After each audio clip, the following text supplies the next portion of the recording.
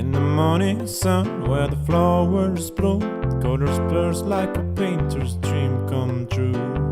Roses red and violets blue, every petal whispers something new. From tiny seeds to trees so grand, every leaf and bird, it's all at hand. Hello, hello plant, welcome to the show, where every flower tells a story. Watch them grow. Hello, hello plant, in every shade and hue, for every heart and every hand, we've got something for you. Indoor greens and outdoor scenes, design your space, let your garden dreams glide. Personal touch with our garden design, free sessions to blend within your budget line. From tiny seeds to trees so grand, every leaf and bird, it's all at hand. Hello, hello plant, welcome to the show, where every flower tells a story. Watch them grow. Hello, hello plant, in every shade and hue, for every heart and every hand, we've got something for you. Now everybody, let's say hello, hello, hello, hello, hello, hello, hello, hello. Hello, hello plant, welcome to the show, where every flower tells a story.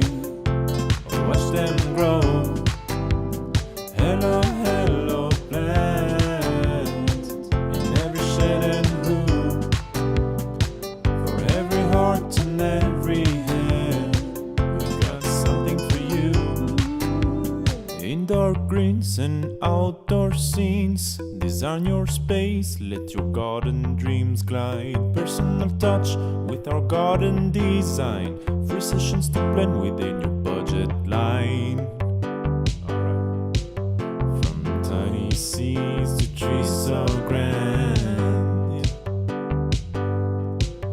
every leaf and bird, it's all at hand. Hello, hello plant, welcome to the show, where every flower tells a story. Watch them grow.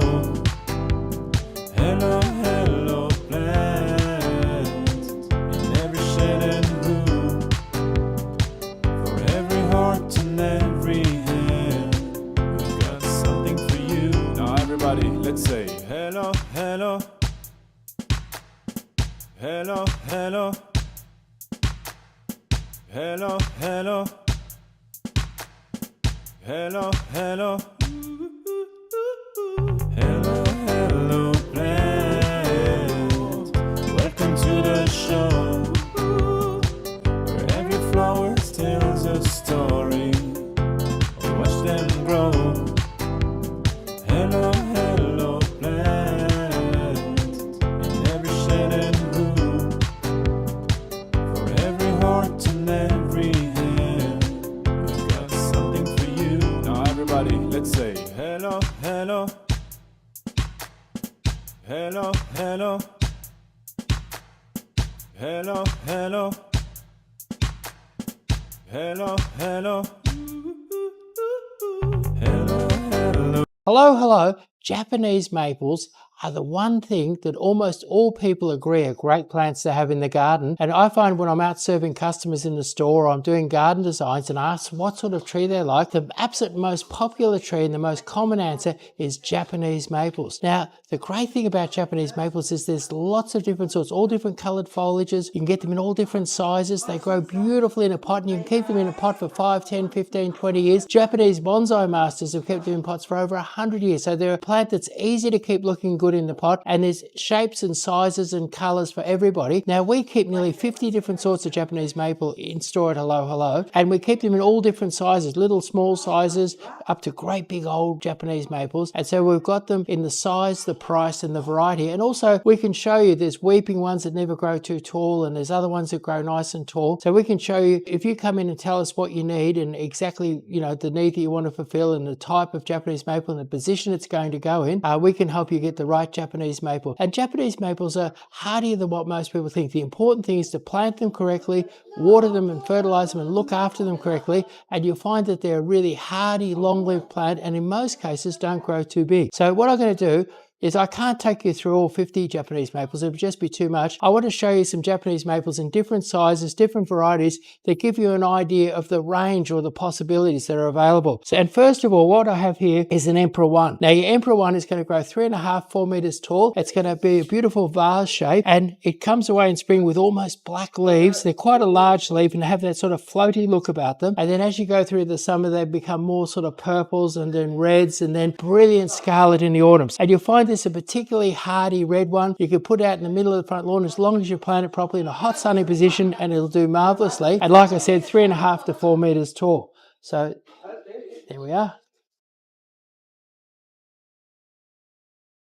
Now what we have here is a lovely little maple, and this is sort of a collector's maple. And I just really want to give you an idea. And look at the beautiful leaves on this. Look at this. It looks like individually splashed gold paint on the leaf. Lovely big leaf. And you'll find this is a fairly compact growing tree. And you could grow this in a pot or grow it in the garden. Because of the gold variegation, I'll try and keep it out of the really hot afternoon sun. But it's a beautiful little treasure, and it'd be a wonderful one to collect and keep in a large pot or put in a nice spot in the garden. So there we are.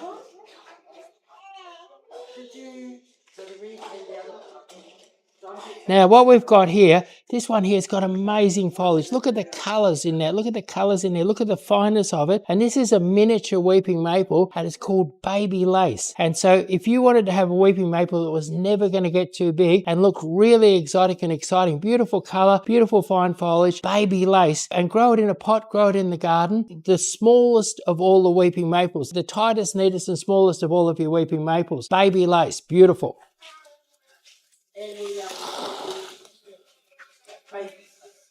Now here we've got Ao Kazash. Ao Kazash. Now Ao Kazash, this one here has a beautiful little variegation in the leaf, and it's very, very compact. So say you had a nice big pot and you popped him in there, you could keep him as a beautiful small maple, say only 1 meter or so tall and nice and white, has lovely autumn color, sort of cut foliage, and it's lovely and dense. Or if you had a tiny garden and you just want a really small Japanese maple with lovely delicate foliage, this would be a really, really good maple. So for a compact Japanese maple, Ao Kazash.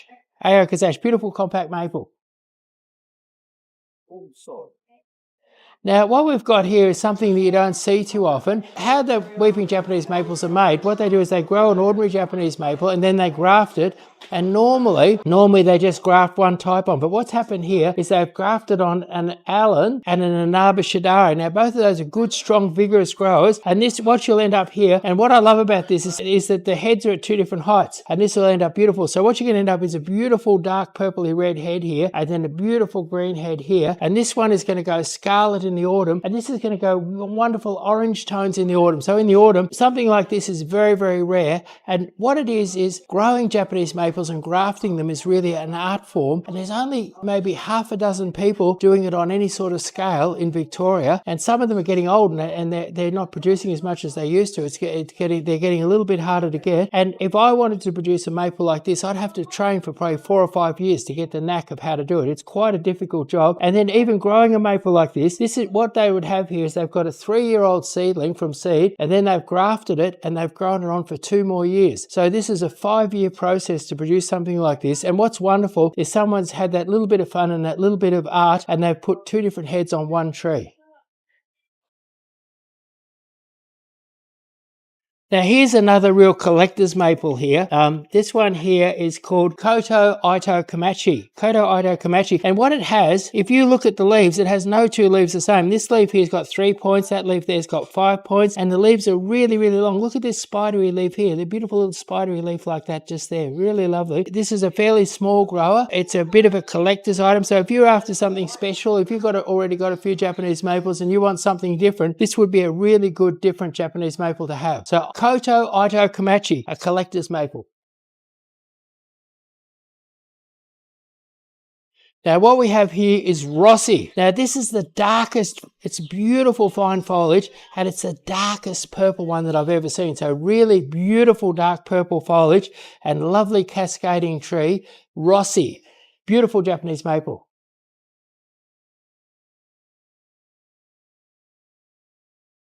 Here we have Arido Nishiki. Now, Arido Nishiki has a lovely variegation on it and a fine leaf. And what you'll find, these variegated ones are much more compact. This will only be a small grower. I'd be lucky to get up 2.5 meters tall. I'd plant this one out of the hot afternoon sun or even in a bit of dappled shade. And one of the lovely things about this is when the autumn color comes, this will go pink and red. So you get a multicolored autumn color as well as a multicolored leaf at this time of year. So Arido Nishiki, a great collector's maple, a beautiful addition to the garden. Grow it in a pot. Grow it in the garden, it'll be fairly compact. Now here we have Seiryu. Now Seiryu is a beautifully coloured maple. Now some people want a standard maple, but they don't want the standard maple that weeps down to the ground. So this is a standard maple. It's been grafted up on a stem. It's got a lovely bushy head, and with a little clip you could prevent this from getting any higher than say 1.8 meters. And it's a really brilliant bright red spring, summer and autumn Seiryu, and this is a grafted standard Seiryu. And so this gives you the grafted standard look without having the weeping effect. So let's move all these out of the way and start with the next lot. In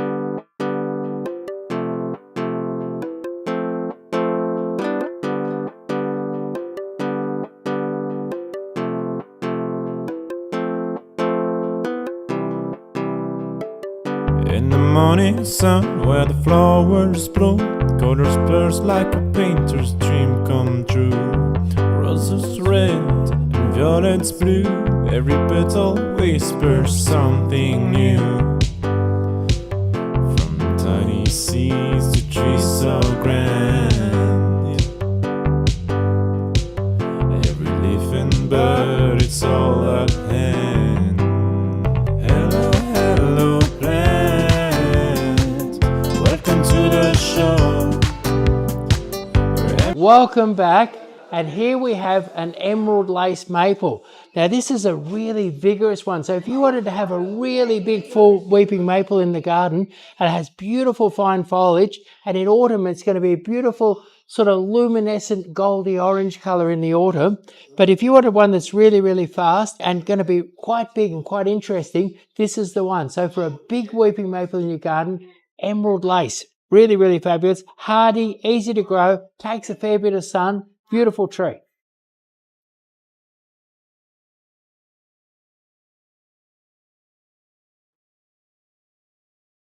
Now here we have, this is the most popular of all the red weeping maples. It's called a Nabashidare, and it comes out with a rich deep purple in springtime. It grows much more strongly, and I find that it doesn't burn in hot sun. So if you've got a hot sunny spot and you want a beautiful purple weeping maple, one that has a big full shape to it, a Nabashidare, and sometimes you can get them quite tall or you can get them really low. So they come at different heights. It's also a beautiful one to keep in it. You want to keep it in a big pot because it is a big maple. Keep it in a really big pot and it can keep looking good for years and years and years.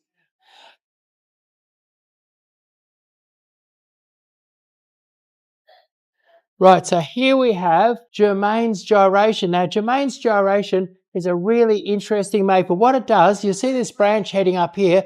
What it does is every couple of years it'll throw a branch upwards. And one of these can end up 3 or 4 or 5 meters tall. This is a beautiful one here because it's got 2 trunks. Like I said earlier, that making Japanese maples is really an art form. And look at this here. Somebody's grafted this. It was a wild Japanese maple with a sort of a nice V trunk like that. And then they've grafted it and they've put this Germain's Gyration on, a strong grower, and it'll grow up and up and up. It end up with multiple heads. You need a good sized garden for this. Really, really tough. It'll take quite a bit of hot sun, and it has a beautiful fine foliage, a sort of a gold goldy orangey autumn color. So beautiful goldy orangey autumn color. And if you're after a big maple, this would go good in a really big pot or in a nice big maple to grow in a nice big garden. Germain's gyration.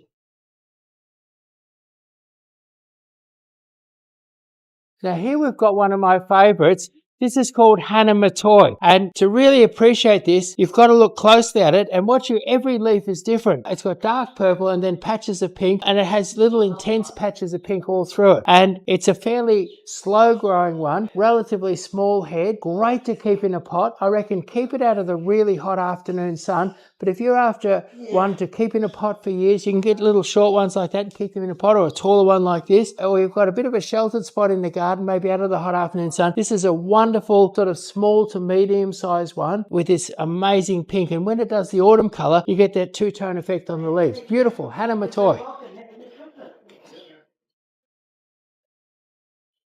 This maple here is called Senkaki. And this is probably the most popular maple. And what it is that it gives off the most colour of any maple for all of the year. Now, first of all, it's an upright growing maple. It's not a weeping maple. And so you start off in winter, brilliant scarlet stems. They absolutely glow. Beautiful scarlet stems. So without leaves or naked in the winter, it really is very, very striking. And then what happens in springtime, when the leaves first emerge, they're sort of a soft maiden hair fern green. And then as we get into summer, we're getting into summer now, you're getting beautiful pinks and orange tonings on the leaf. So beautiful pink and orange toning. And then you'll find in autumn colours there's pinks and oranges and a little bit of red. Lovely mix of colours. So beautiful colour for the whole year. And this is an upright tree, but it's a small tree. This is going to end up, 3.5, 4 metres tall and growing in a beautiful vase shape. And when I'm doing garden designs, this would be the maple that I would most commonly use. And you find it's also quite hardy. If you plant it properly, dig a nice big hole, plenty of loose soil around it, plenty of water, plenty of fertilizer,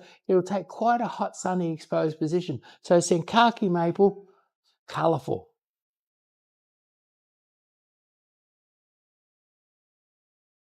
Now, I had to put this one in. This is a Seeryu, and it's a standard Seeryu, and it's been grafted up nice and high. It's been grafted up about 1.2 metres. And what I love about Seeryu, amazing bright red colour when it comes into leaf in spring. And then you get this summer growth, and you've got these lovely little speckly bits of beautiful bright colour on them. And then in the autumn, you've got amazing autumn colour again. So a great source of colour. And if you want a standard maple, maybe you want to grow it in a pot, it's a wonderful one to keep. It's a very compact maple. It'll never get too big. You can trim it, but keep it in a pot, keep it in a garden, and with that lovely ball on a stick effect, you might use them on either side of the entrance to a property or a pathway or something like that. So you can use them as a sort of a very striking point in the garden. I often use them where, with nice perennials underneath, because they don't hang down and cover the flowers, and that you've got that nice zone where the foliage sits above. So it's a standard tree that doesn't weep and it sort of grows upwards. So Seeryu maple, beautiful maple, great source of colour in the garden.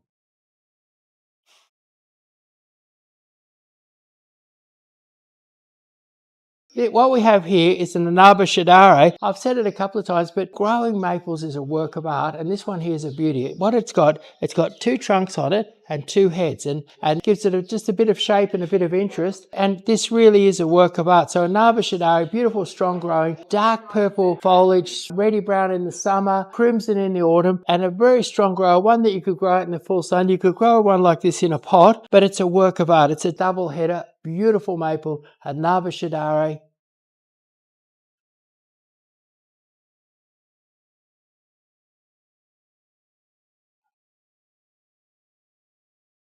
So here we have Okashima. Now, Okashima is a medium-sized maple, doesn't grow too big, beautiful orange autumn colour, and look at this lovely fine foliage. It's beautiful. It's fine and dense. It's much more compact and has an interesting sort of spiky-looking branch structure, and much more compact than your normal Japanese maple. But it sort of has a green leaf, and it'll be sort of tight, dense, very, very pretty, and much more compact than your normal Japanese maple. So for a sort of a small to medium-sized Japanese maple for the garden or for a really large pot, Okashima.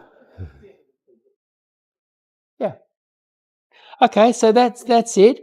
That's the collection, and that gives you a view, and it gives you an idea of our collection here. We have lots of little tiny ones, really interesting ones. We've got medium-sized ones, and we've got great big ones. So whatever your maple fantasy, we can give you the right size maple and we can give you the different varieties or the ones most suited to your particular application. If you hang on for just a minute, stay tuned for just a minute, we'll be doing a little question and answer. So if you've got any questions about Japanese maples, not about anything else about gardening, but about Japanese maples, go on your favorite platform and give us your questions now.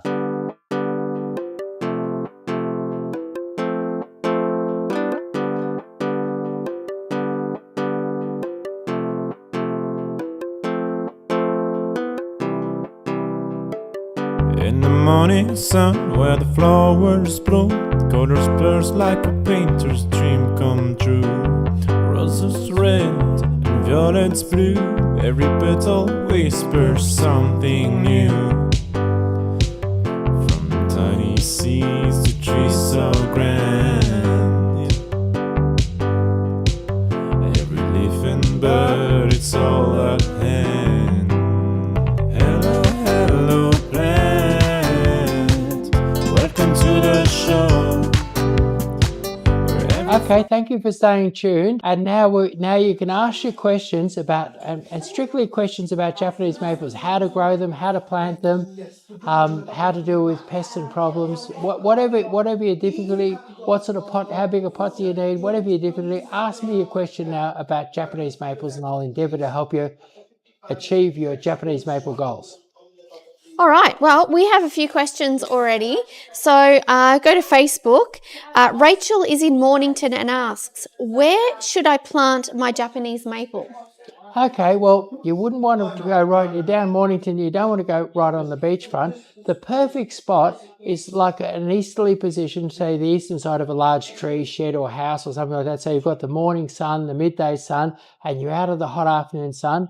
And down Mornington, you've got some fairly poor soil, so I dig a nice big hole for it. So wherever I go for that easterly location, I dig a nice big hole and I'd mix in lots of potting mix. Now, if you particularly want to put one out the front of the house or in an open exposed spot, then ask your nurseryman and make sure that you get one of the hardier varieties if you're going out in an open full sun position in Mornington. So there we are.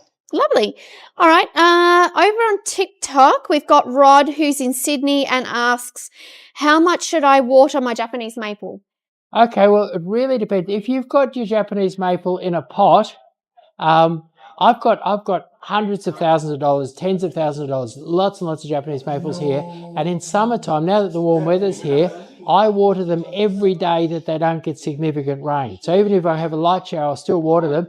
And then when we have a crazy heat wave, I water them twice a day. I give them a good soak twice a day. And I find that a lot of people say that they sunburn, but I find the leaves don't burn and they stay in really good condition if you water them that well. But in the garden, you wouldn't need to water them that much. I'd imagine that in the sort of like the spring type weather, it'd be a good soak once a week to once every 10 days. And then once you get into summer, every 3 or 4 or 5 days, a good deep soak. Some people go out and water every day, but they're just teasing them. They don't put out much water. So don't tease them with the water. But in the garden, if you've dug a nice big hole, mix some nice loose soil through it, a really good soak in hot weather every 2 or 3 days. And then you could maybe go every 1 or 2 days when you get a big heat wave. All right. Let me see. We'll go over to Instagram now. And we've got Sharon. Sharon says she's in Warrandyte. What kind of soil do Japanese maples like? Warrandyte is often shaly and clayey soils, and you could do well with Japanese maple where you are. What you would do is you dig a nice big hole and mix, say, 50% potting mix all through that hole. And say you were planting a Japanese maple out of a 20-inch pot, you might dig a hole 1 metre wide and 1 metre deep. And you can't really go too big, 1 metre wide and 1 metre deep. Get rid of half of that soil that you're pulling out. Add add an equal amount of potting mix. Mix it all together. A nice deep layer underneath it. Plant your pot up nice and high. Actually, the circle of dirt at the top of the pot should be right at the top. You don't put any dirt on the top, and then you have your 50-50 mix all the way around. I recommend planting a new one. I recommend applying a little bit of chemical soil wetter around them and then a bit of Osmocote around them. But I think that digging that hole and getting a big lot of loose soil all around them is the key to getting them through our hot summers. Excellent. All right. Now we will go to, here over on YouTube. Julie is in Bateman's Bay. Julie asks, can Japanese maples be grown in containers?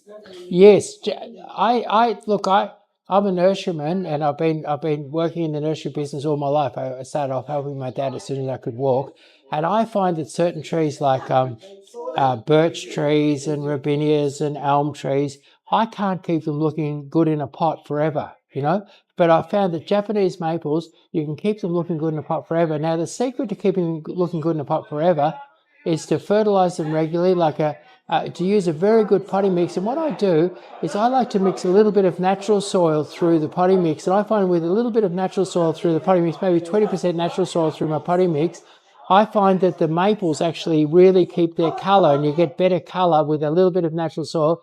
Then what you should do is that lime or calcium is water soluble, and after a year or so, when you bought your good potting mix and had a bit of lime in it, it's all washed away. So I reckon every 6 months or every 12 months, a nice dose of dolomite lime.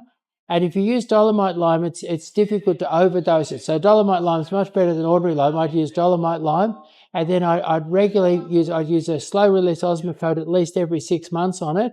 And you'll find, and then keep it well watered. Like in pots, I believe when it's hot in summer, when it's crazy hot twice a day, when it's just warm once a day, and then, you know, keep them really, really well watered. Don't let them run out of water, and keep the fertilizer up to them, and you can keep them looking good in a pot forever. But don't forget, as they get bigger and bigger and bigger, you might have to go to bigger pots every couple of years. Fantastic. All right, so next question is over on Facebook. We've got Jocelyn, who's in Adelaide, and asks, what are the best ways to fertilise my Japanese maple? Okay, so Japanese maple, I like a little bit of dolomite lime. Compost is, like when you're planting one, compost and potting mix is very good to work in around it. Dolomite lime is excellent, you know, if you're in acid soil or if you're growing them in potting mix. And then Osmocote is fabulous for them. That's what most nurserymen use. They'll use Osmocote and a little bit of lime, and they'll keep them looking beautiful in their pots. All right. Okay, over to Instagram now. We've got, so Neil says he's from Canberra. How fast do Japanese maples grow? Right, okay. There's little miniature ones, and they might only grow 3 or 4 inches a year.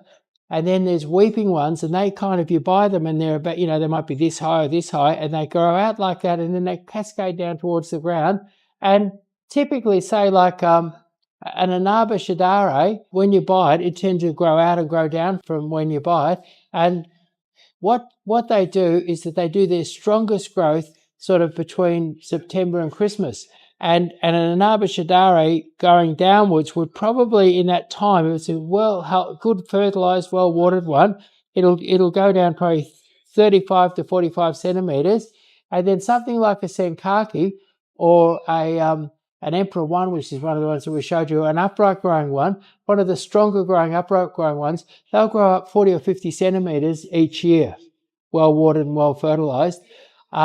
And just a common Japanese maple, which we didn't show you a common one today, but a common Japanese maple, your basic seedling one. And that's what's interesting is that with a lot of trees, the tree that is the base stock, the one that they graft all the interesting ones onto, with a lot of trees, the base stock is a boring, uninteresting tree. But in actual fact, your basic Japanese maple is a beautiful tree, and that'll grow quite quickly. Like with good water and fertilizer, I think you could get when they're young, 90 centimetres to a metre on them each year of growth. So, and they can fill out and become a lovely big tree very quickly. And although there's lots of beautiful grafted Japanese maple, people shouldn't shun your basic form of Japanese maple, because it is a really beautiful tree and has lovely autumn colour too. All right. Thank you very much. All right, so back over to YouTube now. We've got John in Traralgon. John asks, are there any common pests that enjoy Japanese maples?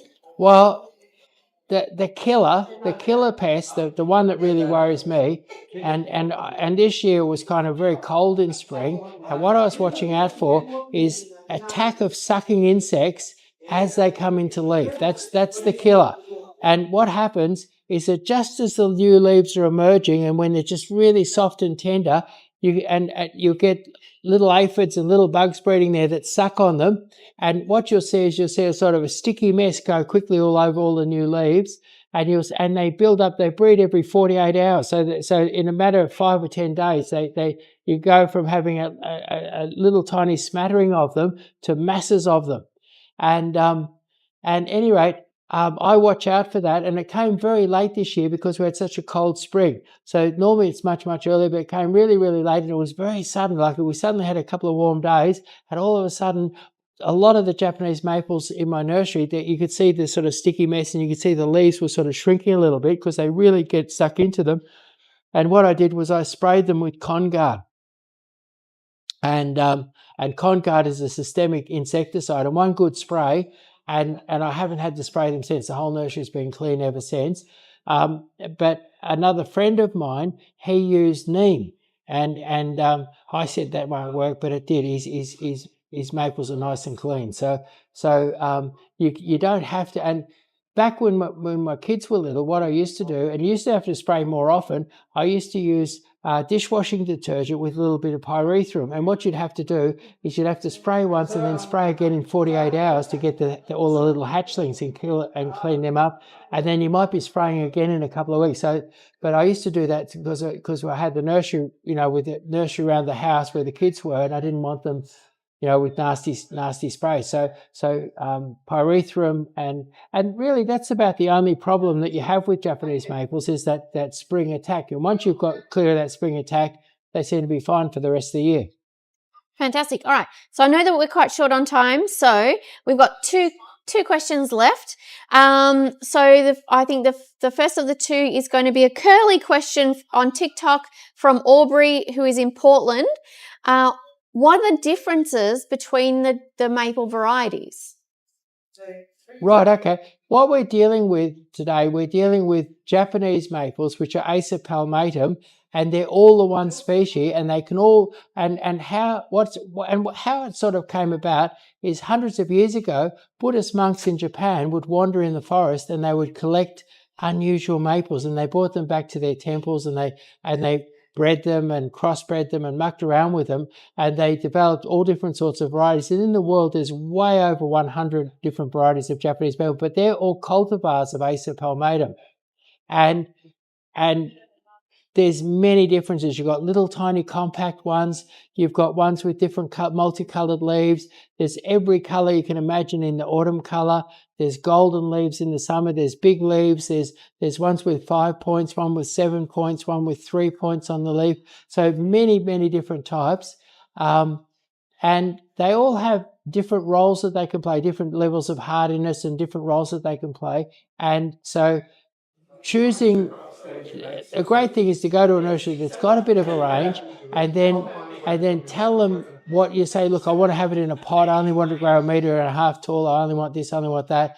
I need to put it in the hot sun. And a good nurseryman would be able to help you choose exactly the right maple. Fantastic. Very well answered, I'd say. All right. So the final question is over on TikTok. It's from Pato from Launceston. When and how should I prune my Japanese maple? Interesting question. I used to. My mum used to love Japanese maple for her floral art. She'd use the foliage for her floral art, and she would clip it whenever she needed it. And it doesn't seem to hurt too much. But generally speaking, if you were wanting one to grow quickly and perform quite strongly, you would trim it sort of mid to late winter before it started to move, and that'll put the least stress on the tree. Fantastic. And I guess it's just about maintaining a shape. Yes, that's right. It's just about, like, for instance, say you bought a Senkaki maple and you only wanted to stay 2.5 meters tall. If you went in sort of late July, early August and gave it a good little trim along the top, and then all the new growth comes on it looks beautiful, whereas it's going to look a bit sort of sawn off if you shear it off in the summer. So I would tend, and you can do that. Like a Senkaki maple wants to do 3.5, 4 meters, but if you trim it, you could keep it at 2.5 meters, and it'd be just a light trim. And the important thing is don't sort of shear it off, but when you cut it, like you cut up and down like that, sort of like kind of how you cut hair in a way. You sort of cut it up and down so that it's not all just cut off at one point. So yeah, but pretty much whenever you want some leaves or some foliage, you can give them a little trim, but least damage to the tree or difficulty or stress to the tree would be that late winter prune. Fantastic. Well, thank you everybody for sending your questions in. And don't forget, if you've got any questions you want Chris to answer, to leave them in the comments in any of the chats on our various platforms. Yeah, and that wraps up our Japanese maples. Now, we have over 50 different sorts of Japanese maple here. We have little tiny ones, we have great big ones. So if you're interested in looking at Japanese maple or finding out more about Japanese maples, you can go to the website or come down to Hello Hello and check out our Japanese maple show.